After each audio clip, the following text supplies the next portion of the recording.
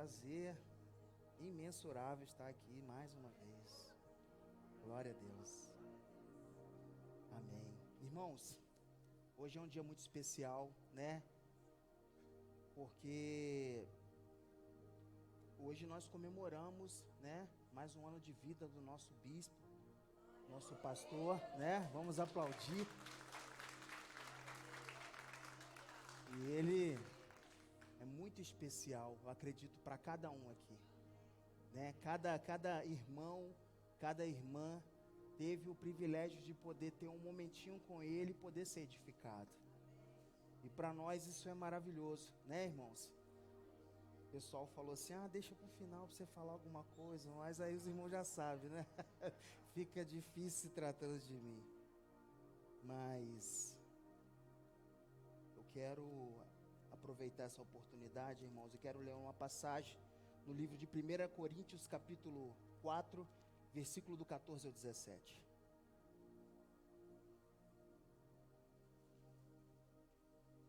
Eu não posso iniciar, né, a palavra desta noite sem primeiro dar a honra a quem tem honra nessa casa. 1 Coríntios capítulo 7, versículo 14, diz assim: não escrevo essas coisas para envergonhar vocês, mas, 1 Coríntios capítulo 4, versículo, 4, do 14 ao 17. Não escrevo essas coisas para envergonhar vocês, mas para aconselhar como a meus filhos amados. Embora possa ter 10.000 tutores em Cristo, vocês não têm muitos pais, pois eu os mesmos gerei em Cristo Jesus por meio do Evangelho. Portanto, suplico que se tornem meus imitadores.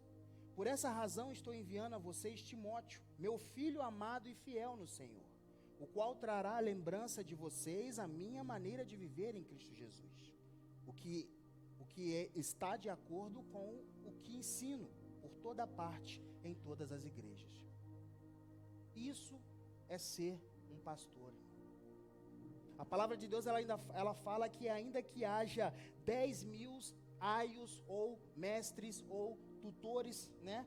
A palavra, quando fala aios, ela significa tutor. Na época de Paulo, eram homens que eram dados a responsabilidade de cuidar dos filhos dos seus senhores. Eles não eram pais. Eles tinham a função apenas de conduzir aquela criança, cuidar daquela criança, não deixar com que nenhum mal aconteça com ela, porque sobre eles tinha um peso, uma responsabilidade onde a sua vida estava em risco. Quando você se torna ali, na verdade, uma pessoa que a você é dada uma responsabilidade de cuidar por um peso e não por um amor, por amor, você não se torna um pai.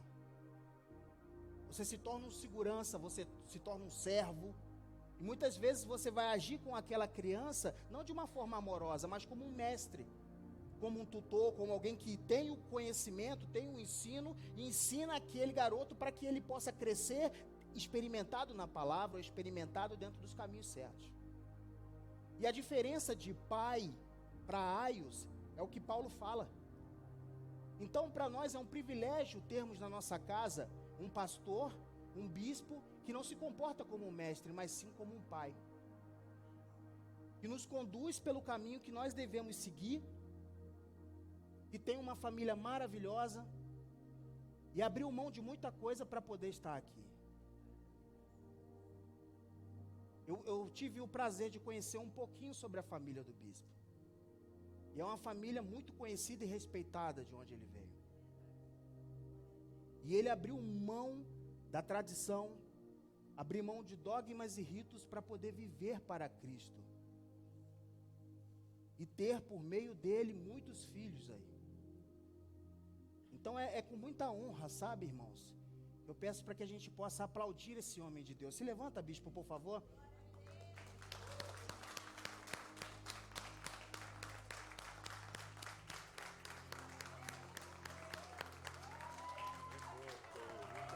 O senhor merece, pastor. O senhor merece. O senhor merece. É um privilégio para nós, né? Amém. Irmãos, vamos lá. Romanos capítulo 12, versículo 1.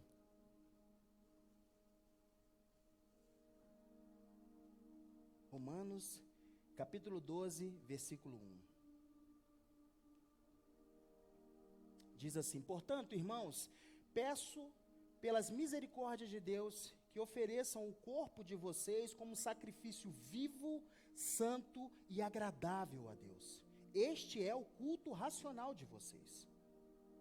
Não se amoldem ao padrão deste mundo, mas transformem-se pela renovação da sua mente, para que vocês experimentem a boa, agradável e perfeita vontade de Deus.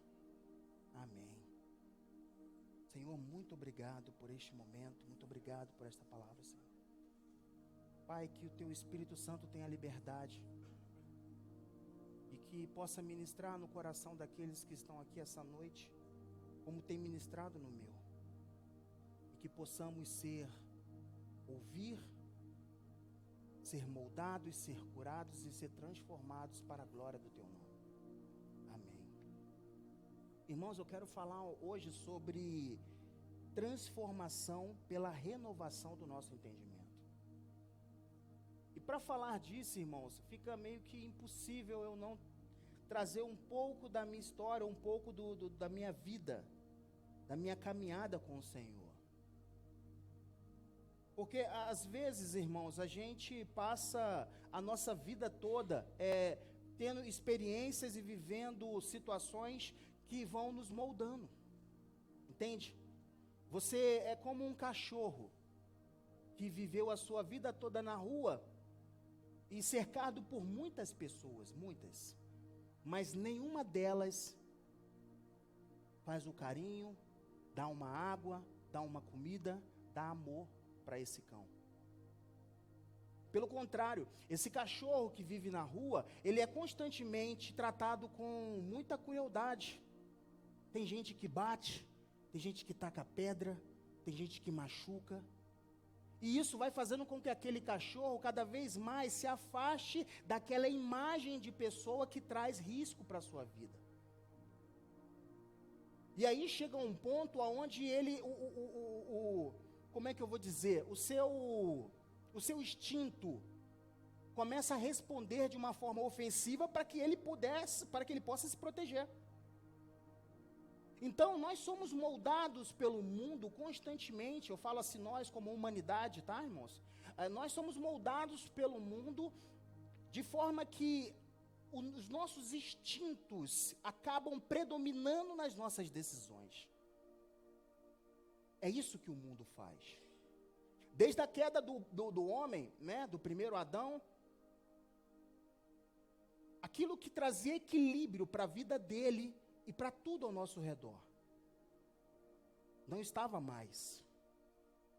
E desde então o ser humano passou a viver de uma forma desequilibrada, tomando várias e várias decisões erradas e muitas vezes tendenciosas às vontades da carne. Como a palavra fala, que antes éramos escravos da carne, escravos dos nossos desejos, éramos considerados inimigos de Deus. E para a honra e glória, né? E a gente glória a Deus por tudo, glória a Deus por Cristo, porque nele tivemos a oportunidade, o privilégio, a graça de podermos sermos novamente cuidados e direcionados pelo seu Espírito. E desde que nós conhecemos a palavra de Deus, a nossa vida, ela tem entrado por um processo de transformação, de renovação, aonde a nossa mente constantemente é remoldada. Entramos num processo de desconstrução e começamos a ser moldados de forma para que, de glória em glória, alcançamos a estatura completa de Cristo até a sua vinda. Só que esse processo, irmão, ele não é fácil. Desculpe a comparação, mas é como um cachorro que foi criado na rua, abandonado. Para que ele possa entender o que é amor, é um processo muito difícil. E durante a nossa vida, a gente se depara muitas vezes, aí eu falo com relação à autossabotagem. Você se depara com pessoas que vêm, enviadas até pelo próprio Senhor, para poder te apresentar o que é amor, para poder te apresentar o que é realmente você ser querido, você ser amado não por aquilo que você possui, mas por aquilo que você é. Alguém tão precioso que foi comprado por um sangue. Alguém tão precioso que merece todo o carinho e toda a dedicação. E nesse processo de transformação, de renovação do entendimento, eu precisei ir por um ambiente onde só o Senhor pudesse me moldar. Porque desde que eu me entendo por gente, eu fui criado num ambiente, e assim, eu agradeço muito a Deus pela vida do meu pai, pela vida da minha mãe, pela vida do meu padrasto, que foram pessoas que foram essenciais no meu processo de crescimento, para me mostrar, mesmo que não foi o caminho que inicialmente eu escolhi, mas para me mostrar o que é você ser uma pessoa correta, o que é você ser uma pessoa decente. Só que o fato dos meus pais não estarem em Cristo, havia situações que eu presenciava dentro de casa que faziam com que eu mais me afastasse daquele ambiente do que ficasse próximo dele. E aí, automaticamente, a gente sabe que a gente procura um recurso, porque nós, seres humanos, por natureza, nós somos necessitados de amor. Nós somos necessitados de ser preenchido por algo que, na verdade, somente o Senhor pode dar. Somente o Senhor pode te entregar aquilo que você almeja. Só que quando nós estamos no mundo, né, segundo o que a palavra fala, né, no livro de 2 Coríntios, capítulo 4, versículo 3, que se o evangelho está encoberto, é para os que se perdem que está encoberto. Pode colocar para mim, por favor? 2 Coríntios, capítulo 4, versículo 3. Contudo, se o nosso evangelho está encoberto, é para os que para os que se estão perecendo, que está encoberto. Passa. O Deus desta era cegou o entendimento. Desculpa, tá, irmãos? É porque a tradução, para mim, eu estou me adaptando. O Deus dessa era cegou o entendimento dos descrentes, para que não vejam a luz do evangelho da glória de Cristo, que é a imagem de Deus. Irmãos, quando eu falo sobre enxergar, sobre luz, sobre escuridão, é pelo sentido literal mesmo. Sabe como que eu entendo essa questão? Eu imagino que nós vivemos nesse mundo dentro de um quarto fechado, onde as luzes são apagadas. A palavra de Deus diz que o Senhor Jesus é a luz que veio ao mundo. Então, quando nós não temos Jesus na nossa vida, sabe como é que é a nossa vida, irmãos? É um quarto fechado, cheio de móveis, e você não sabe para onde você vai. E cada vez que você dá um passo, você tropeça em algo. Cada vez que você tenta, de forma desesperada, encontrar uma saída, você bate em outra coisa, você cai, você se machuca. E esse é o processo da vida. Ao longo da vida você vai, no fundo, lá no fundo, você sabe que existe algo que te chama, existe alguém que te ama, alguém que quer muito você, só que como você se encontra naquela condição, você não consegue, você não sabe o que é. E aí você fica batendo, caindo, levantando, e aquilo ali vai te desgastando, e você vai começando a ficar cada vez mais triste com aquela situação, e isso começa a gerar um desespero em você. Aí você já começa a agir pelo instinto, você já começa a querer, de forma, sabe, atacar aquilo que está ao seu redor, porque você não sabe de onde que vem. E isso vai fazendo com que você cada vez mais se entristeça com aquela realidade. E infelizmente hoje o que a gente mais vê são pessoas que estão se suicidando, porque não conhecem a luz. Acham que a vida só se resume naquela condição que ela se encontra. E não são pessoas assim por condição social, não, irmãos. E essas pessoas que não tiveram a oportunidade de conhecer a luz, muitas vezes vão sem receber uma palavra. Então é por isso que eu acredito muito que o Senhor, Ele tem um chamado para mim e para você. Porque se você parar, meu querido, e começar a observar a sua vida, lembrar lá atrás como que o Senhor te chamou, você vai ver que a sua vida foi um processo de quedas e levantes, em que todo o tempo você não sabia, mas a mão de Deus estava sobre a sua vida ali, ó, te cuidando e te guardando para esse momento aqui, para o dia de hoje. Então, meu irmão, saiba de uma coisa, mesmo quando você ainda não sabia, você já era filho dele. A palavra de Deus fala que você foi predestinado para isso. Então, nesse processo, muitas coisas vão acontecendo na sua vida, e é um processo longo. Eu falo porque durante a minha vida eu tive momentos ali onde eu realmente estava desanimando de viver. E sabe qual que é o problema da pessoa quando ela não tem luz na sua vida? Ela começa a se machucar. E pior do que isso, ela começa a machucar também as pessoas que estão ao redor dela. Se ela não é uma pessoa que consegue de forma sanguínea devolver com a mesma moeda ou tomar decisões que às vezes saem até daquilo que é, sabe, correto, ético, ela começa a ferir com palavras, com pequenas atitudes, às vezes é no casamento, às vezes é na vida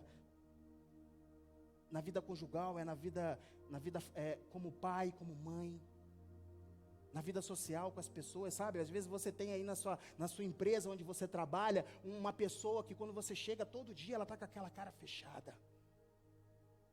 Eu tive a oportunidade de trabalhar com pessoas, cara, que levantavam de manhã cedo assim, você ia dar bom dia, nem bom dia gostava de dar. A primeira coisa que a pessoa falava era... Você sentia, sabe, o peso daquele negócio. Instintivamente, a vontade que você tem é se afastar. Não vou ficar perto dessa pessoa. Essa pessoa me traz sabe?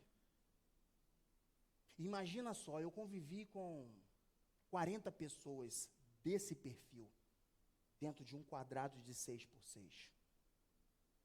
E esse era o desafio que o Senhor me colocou. Se você realmente ama o seu próximo, você precisa entender que o seu próximo, ele não é aquele amigo seu que mora lá no Japão. Ele não é aquele primo seu que mora nos Estados Unidos, ou então aquela irmã sua que mora no outro bairro. Seu próximo está do seu lado. É ele que o Senhor quer que você ame. Porque a palavra de Deus, ela fala, aquele que diz, eu amo a Deus e não amo o seu irmão, não conheceu a Deus, porque Deus é amor. E houve momentos, porque é difícil às vezes, por exemplo, imagina só, eu vivia num ambiente onde as pessoas cometeram coisas erradas e elas estavam pagando por aquilo que elas cometeram. Então todo mundo ali é um ambiente onde as pessoas eram muito revoltadas. Sabe, muito, era um clima pesado. E aí, de repente, eu resolvo levantar a mão e declarar que a partir daquele momento eu ia contra tudo aquilo que causava aquele mal naquele lugar. Eu literalmente me rebelei à natureza a qual eu pertencia. E isso fez com que as pessoas que eram conduzidas por aquele mal começassem a se revoltar comigo. E aí eu escutava tipo comentários como, tá bonzinho porque tá preso. Você tá pregando a obra, né? Agora tá pregando, agora virou pastor. Eu quero ver quando lá fora como é que vai ser. E essas eram as palavras mais brandas que as pessoas falavam ali para mim. Houve um tempo em que uma pessoa realmente começou a me perseguir, falando, olha aqui, ó, se eu encontrar contigo parado na porta de um bar tomando a cachaça, eu vou matar você a paulada. E eu tinha que olhar para ele e falar assim, Tiago, Jesus te ama. Se você está esperando uma posição contrária ao que eu estou disposto a te dar, cara, eu não vou fazer isso. Se você desacredita que a quem eu estou servindo hoje, eu realmente não estou servindo de coração, cara, não tem problema. Mas o que é um problema para mim, é eu sair desse lugar e não ver você mudado, cara. Você precisa abrir os olhos, irmão. Cara, olha a sua esposa, você tem uma esposa linda, você tem 2 filhos lindos, cara. A oportunidade de nós virarmos essa chave é agora. O Senhor, Ele está à porta. E por mais que você negue, porque a sua natureza é contra isso, isso vai acontecer. E eram constantes pregações e ministrações que eram feitas ali dentro. E aos poucos, sabe? Eu lembro de um fato que era assim, algo que realmente me marcou. Havia 2 jovens que moravam no Morro do Papagaio e eles estavam envolvidos num crime de tráfico de drogas e tortura. Um tinha 19 e o outro tinha 18 anos. Eram garotos. E eles eram envolvidos com bruxaria. Irmãos, toda vez dentro daquele lugar, quando a gente falava que ia começar um culto, era dar as mãos e começar a bater palma. O rapaz com o vulgo de picolé caía assim, ó, buf. Aí começava, vamos orar pela vida dele. Eu falei assim, não, deixa esse cara aí, deixa ele aí. Vamos continuar o culto. Começava o culto, já caía, começava a ser, deixa ele lá. Depois de uma semana ele já não caía mais. Depois de 2 meses ele já ficava sentado na cama quietinho, não incomodava nada. Depois de 1 ano ele já participava dos cultos. E aí eles sempre falavam, né, porque a vontade daqueles caras que estavam ali dentro, eram buscar a Deus mesmo, porque era a única coisa que trazia paz naquele ambiente. Só que muitas vezes eles invertiam muitas intenções, sabe, e queriam buscar bênçãos. Porque dependendo do lugar onde você às vezes deve ter frequentado, eu falo porque eu já frequentei lugares assim, o que é pregado para você não é salvação, mas é bênção. Vem receber sua bênção. Está precisando, vem buscar aqui a sua bênção. É a campanha da bênção. Vem buscar ela, porque é só isso que você precisa. Você não precisa de mais nada. E depois que você busca a bênção, você fica como o cego Bartimeu, ou a mulher do fluxo de sangue, que desaparece das páginas. Não estão mais ali. Buscaram a bênção. Sabe, irmãos, olha, eu não estou querendo dizer que a mulher do fluxo de sangue não foi salva não, tá, irmão? O que eu quero dizer é que muitas vezes, irmão, a nossa busca por Jesus é como se fosse uma barganha. E sem percebermos. E esquecemos qual é o verdadeiro sentido, de que você não precisa fazer o papel daquele escravo que vem se arrastando para tocar na orla do seu Senhor. Você pode realmente chegar e falar assim: Pai, aqui está o seu filho. Aqui está o seu filho. Jesus repreendeu os seus quando aconteceu esse fato, após a partilha dos pães. Eles começaram de forma desesperada a procurar por Jesus, para poder tentar encontrá-lo, e quando depois dessa busca eletrizante, eles encontram Jesus e falam: Senhor, mas o Senhor não estava lá e veio para cá? E Jesus se voltou contra eles e falou: não, vocês estão vindo a mim, não foram pelos sinais que vocês viram, mas pelo pão que vocês comeram e se saciaram. Não buscai pelo pão que sacia a fome, mas aquele que te dá a vida eterna. Então muitas vezes nós somos assim. Mas sabe o que acontece, irmãos? Mateus capítulo 13, versículo 3. Jesus ele estava pregando e ele começou a falar sobre a parábola do semeador. Mateus capítulo 13, o versículo 4, que diz assim, ou melhor, desculpa, Mateus capítulo 13, versículo 3, vamos começar pelo 3. Jesus falou muitas coisas por parábolas, dizendo, o semeador saiu a semear. Enquanto ele semeava, uma parte caiu à beira do caminho, e as aves vieram e a comeram. A outra parte caiu em um terreno pedregoso, aonde não havia muita terra, e logo brotou, porque a terra não era profunda. Mas, quando saiu o sol, a planta se queimou e secou, porque não tinha raiz. A outra parte caiu entre os espinhos, que cresceram e sufocaram a planta. Outra ainda caiu em boa terra e deu boa colheita, de modo que produziu a 100, a 60 e 30 vezes mais. Versículo 14.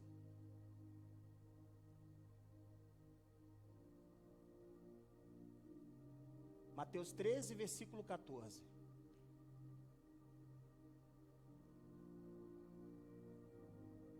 Nele se cumpre a profecia de Isaías. Certamente vocês ouvirão, mas jamais entenderão. Certamente vocês verão, mas jamais perceberão. Próximo. Pois o coração deste povo se tornou insensível, e de má vontade ouviram com os ouvidos e fecharam os olhos.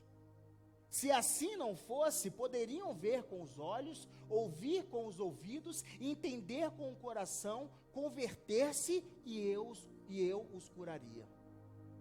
Mas bem-aventurados os olhos de vocês, porque veem, e os ouvidos de vocês, porque ouvem.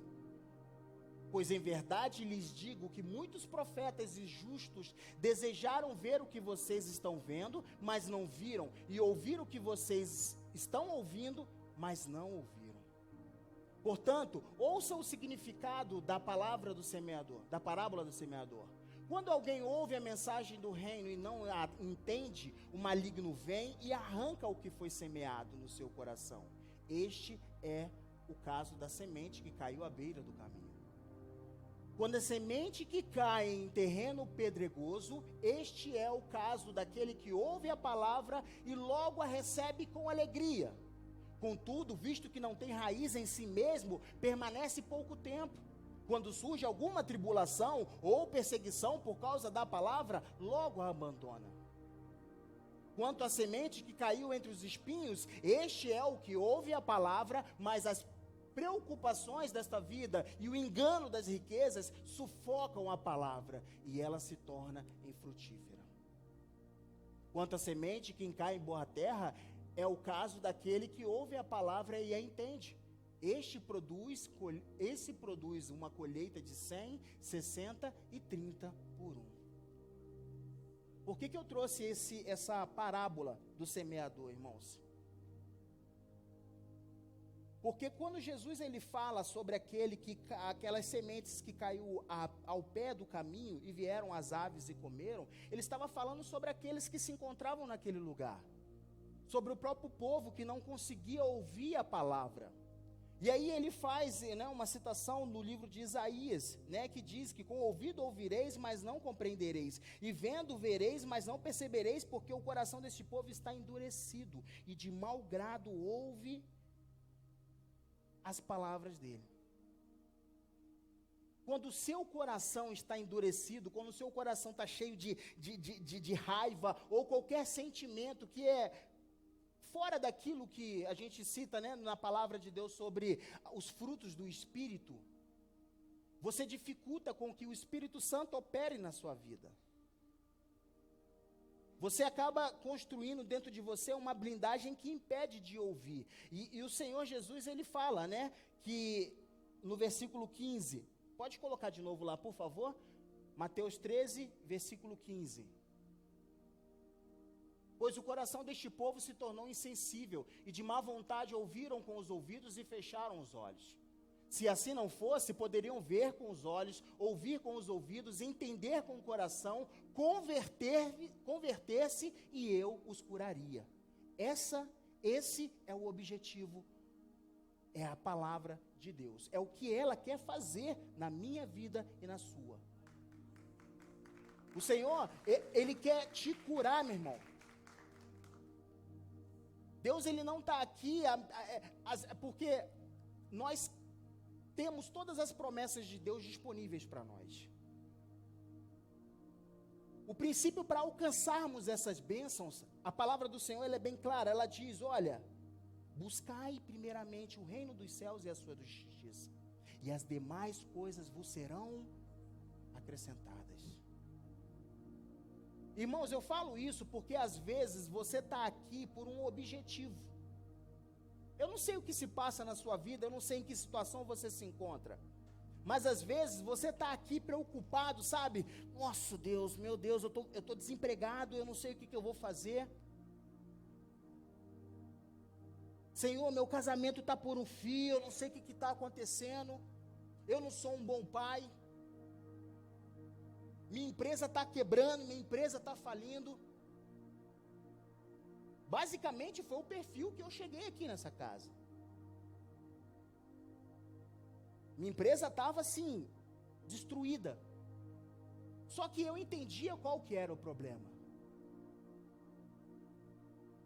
Eu deixei o Senhor Jesus literalmente fora da minha vida e comecei a priorizar as coisas deste mundo. E a parábola do semeador, ela fala sobre isso. Quando fala no versículo, né? Porém, o que foi semeado em pedregais é o que ouve a palavra e logo a recebe com alegria, mas não tem raiz em si mesmo, antes é de pouca duração, e chegada a angústia, perseguição, por causa da palavra, logo se ofende. E o que foi semeado entre os espinhos é o que ouve a palavra, mas os cuidados deste mundo e a sedução das riquezas sufocam a palavra e ela fica infrutífera. Irmãos, o que nós precisamos entender é que nós vivemos num processo que começa aqui e termina lá na glória. E é necessário que todos os dias a gente busque a Deus de forma que a gente venha cumprir o propósito dele aqui nesse lugar. A nossa morada, ela não é aqui, nós estamos aqui apenas passando por um período.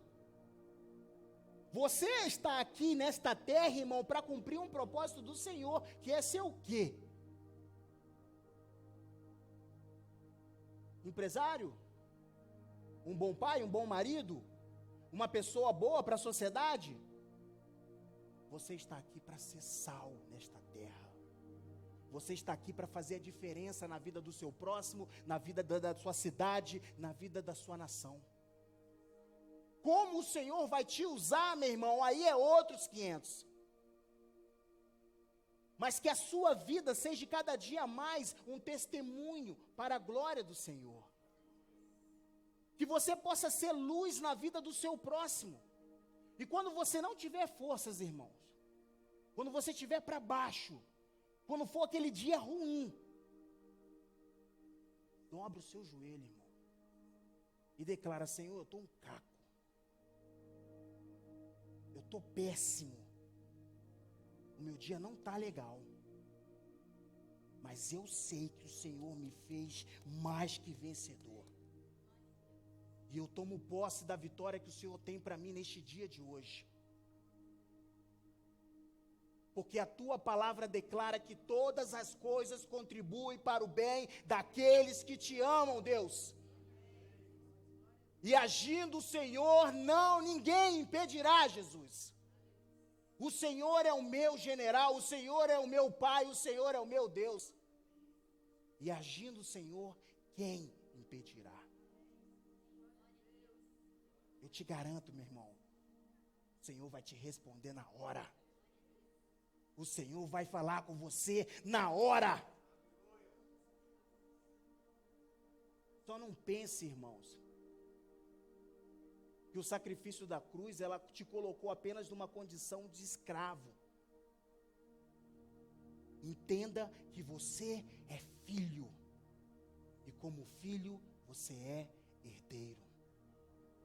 Viva como filho nessa terra. Viva como filho nessa terra. Eu agradeço muito a oportunidade. Hoje, como nós sabemos, né? O tempo está um pouquinho reduzido. Mas, irmãos, todas as vezes que eu tiver a oportunidade, não somente nesse altar, mas estiver nessa casa, ou aonde for, eu quero levar o que o Senhor fez na minha vida. Porque, irmãos, a proposta aqui não é trazer algo que me coloque como alguém acima de qualquer um, mas é para mostrar o quanto que Deus, Ele é grandão. O quanto que Ele pode fazer coisas que às vezes você não imagina. Porque se eu for aqui, às vezes, muitas vezes, para poder querer colocar eu como uma referência, às vezes, dificilmente eu vou conseguir encontrar uma pessoa semelhante a mim. De repente, né, em nome de Jesus, eu acredito que o Senhor tem algo grande para mim nesse ministério. Pode ser que a gente tenha a oportunidade de trazer essa palavra para pessoas que se encontram, como eu me encontrei um dia, em clínicas de recuperação. Você também pode ser um instrumento de Deus para poder cumprir esse chamado. Mas também você pode ser aquela mãe que durante muito tempo sofreu visitando aquele filho. Você pode ser aquele amigo que por várias e várias vezes aconselhou aquele amigo a não ir por aquele caminho. Você pode ser aquele pai que, por mais sério e fechado que seja, chora por dentro. Você pode ser aquela vizinha do coque que intercedia por aquela pessoa para que Deus não... Você pode ser qualquer uma dessas pessoas, irmão. Seja qual for, seja salvo. Faça a diferença. E pode ter certeza absoluta que as demais coisas o Senhor vai acrescentar. Amém? Vamos aplaudir o Senhor? Glória a Deus. Glória a Deus. Eu agradeço a oportunidade, irmãos. Aleluia. Peguei todo mundo de surpresa, né? Terminei mais cedo, né? Foi mal. Maravilha, irmãos.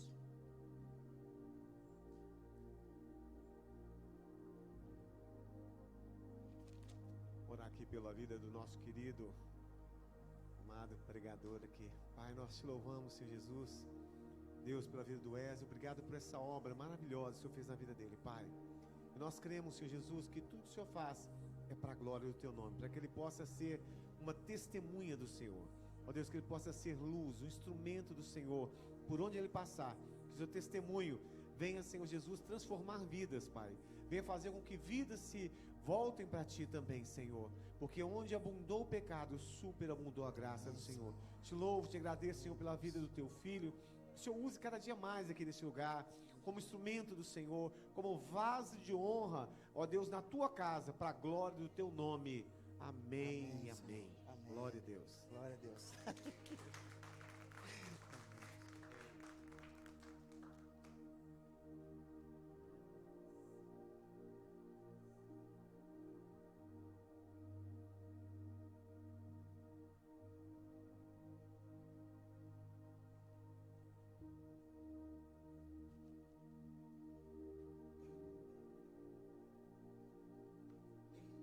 Glória a Deus. Meu amado, você que está aqui conosco hoje pela primeira vez, acenda a luz, por favor. E quer fazer parte, né, da nossa família, essa família espiritual, essa família abençoada, né? Deus tem acrescentado a cada dia aqui novas pessoas, né? Novas famílias, Deus tem trazido para este lugar. E nós temos um propósito aqui, que é crescer cada dia mais, né? Sermos melhores a cada dia. Hoje melhor do que ontem, amanhã melhor do que hoje, né? Nós não queremos ficar parados. Então, se você quiser fazer parte da nossa família, você que está aqui hoje pela primeira vez, nós temos um cartão de decisão. A Simone vai estar lá atrás e vai estar te ajudando a preencher esse cartão, né? Seja bem-vindo aqui no nosso meio, vocês estão aqui também conosco pela primeira vez, é um prazer recebê-los, bem? Você possa cumprimentar aí o irmão que está do seu lado, ministrar a palavra poderosa sobre a vida dele, em nome de Jesus. Boa noite, amados, graça e paz. Hoje é aniversário, né, do nosso bispo, 59 anos. Tá legal, Com né, carinha gente? de 42. 59, como? Com carinha de Com carinho 42. de 42, com corpite de 30. 30. É. Amém. Nós queremos te parabenizar lá, que lindo. Rogério, meus parabéns, querido, né? Eu quero testemunhar aqui diante da igreja, né? Como sempre eu faço, graças a Deus. Mais um ano eu posso estar aqui, né? Sobre o altar, diante da igreja, testemunhando sobre a sua vida, do marido excelente que você é, amigo, companheiro, pastor, né? O meu sacerdote ali dentro de casa. E como que eu tenho visto a cada vez na sua vida um esforço tão grande em ser uma pessoa melhor, né? Em cuidar bem de mim, nossa, assim, como os meninos sempre falam, né? Ele falta virar um avesso, né? Se eu penso uma coisa, ele já está querendo fazer, que às vezes até me sufoca de tanto querer fazer por mim. Obrigada, Rogério, por sua vida, obrigada por tudo que você representa para mim, para essa pessoa maravilhosa que você é, generosa, que serve, nossa,